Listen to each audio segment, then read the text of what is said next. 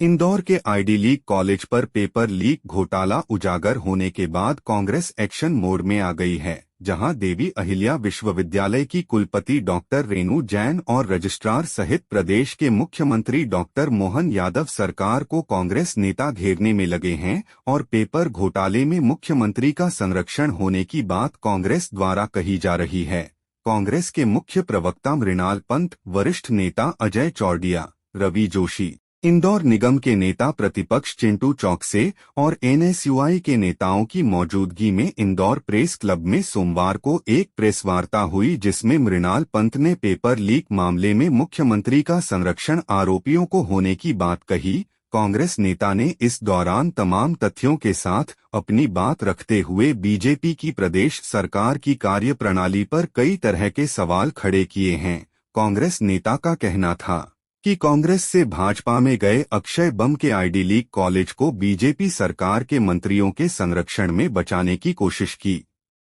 जा रही है और नाम मात्र का जुर्माना लगाकर कॉलेज को बचाया जा रहा है। कांग्रेस के मुख्य प्रवक्ता ने पेपर लीक मामले में और भी कई तरह के बीजेपी सरकार पर लगाए हैं।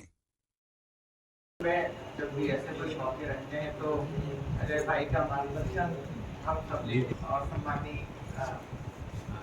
इंदौर के रही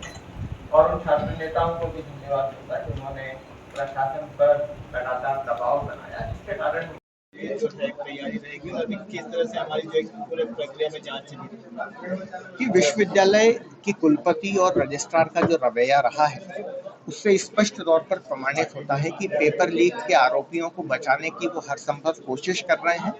बल्कि पेपर लीक में उनकी संलिप्तता भी है और इसकी जांच करने में उन्होंने कोई रुचि नहीं दिखाई। हमारी मांग है कि कुलपति और रजिस्ट्रार को तत्काल बर्खास्त किया जाना चाहिए, लेकिन इससे बड़ा मुद्दा यह है कि जब विश्वविद्यालय के कुलपति, रजिस्ट्रार और कार्य परिषद अपनी भूमिका निभाने में असफल हो गए, तब 14 साल के बाद मुख्यमंत्री जी ने उच्च शिक्षा आयुक्त को कार्य परिषद की बैठक में शामिल होने भेजा।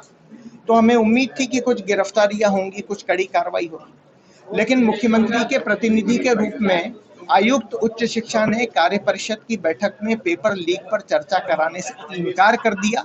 उन्होंने कहा कि किसी नेगेटिव मसले पर कोई बात नहीं होनी चाहिए। उन्होंने कार्य परिषद पर इस घटना को आगे बढ़ाने से रोकने के लिए दबाव डाला। तो इसलिए हमने मुख्यमंत्री जी से सवाल पूछा है, क्योंकि वो खुद उच्च शिक्षा मंत्री रहे हैं, कि आप पेपर लीक माफिया को संरक्षण क्यों दे रहे हैं।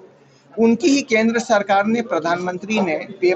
ऐसी मसलों पर कॉलेज संचालकों को 10 साल की जेल और 1 करोड़ रुपए के जुर्माने का प्रावधान लगाया है, लेकिन मुख्यमंत्री मोहन यादव जी की सरकार में ये 5 लाख रुपए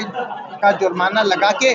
कॉलेज संचालकों को फ्री हैंड दिया जा रहा है। हम पूछना चाहते हैं कि जब कॉलेज संचालकों की गिरफ्तारी होनी चाहिए पेपर लीक में, जब पुलिस में उनकी पूछताछ होनी चाहिए, क्योंकि विश्वविद्यालय के ऑर्डिनेंस के हिसाब से एग्जाम सुपरिंटेंडेंट और प्राचार्य जैसे हेड ऑफ द इंस्टीट्यूशन नियुक्त करता है, जब पेपर की सुरक्षा के लिए वो जिम्मेदार है, तो कंप्यूटर ऑपरेटर जैसे छोटे कर्मचारियों को बलि का बकरा क्यों बनाया जा रहा है और इन शिक्षा माफिया को, कॉलेज संचालकों को क्यों छोड़ा जा रहा है। हम मुख्यमंत्री जी को बताना चाहते हैं कि विधानसभा से लेकर सड़क तक छात्र हित में इस मसले का संघर्ष करेंगे, क्योंकि पेपर लीक का मसला मध्य प्रदेश के भविष्य से जुड़ा हुआ है, विश्वविद्यालय और परीक्षा प्रणाली की प्रतिष्ठा से जुड़ा हुआ है, देवी अहिल्या के नाम के गौरव के साथ जुड़ा हुआ है। और अगर मोहन यादव जी इसे मटिया मेट करने का प्रयास करेंगे, परीक्षा माफिया को संरक्षण देने का प्रयास करेंगे, तो कांग्रेस पार्टी ये स्वीकार नहीं करेगी।